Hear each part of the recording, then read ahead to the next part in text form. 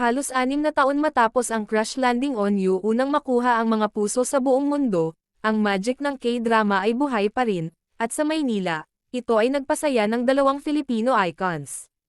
Ang South Korean superstar na si Hyun Bin, na kilala bilang Captain Ray, ay nagsagawa kamakailan ng fan meeting sa Manila.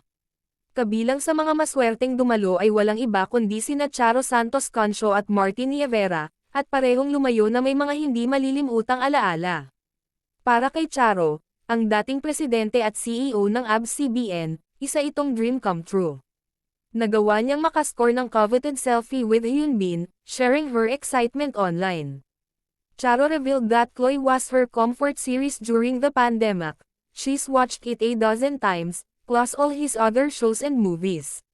Samantala, si Martin Nievera ay nakakuha ng higit pa sa isang larawan.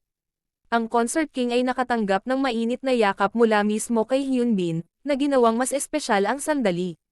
Hindi napigilan ng mga tagahanga online na mabigla sa mga engkwentro, na muling pinatutunayan na ang kagandahan ni Hyun Bin ay lumalampas sa mga kultura at henerasyon.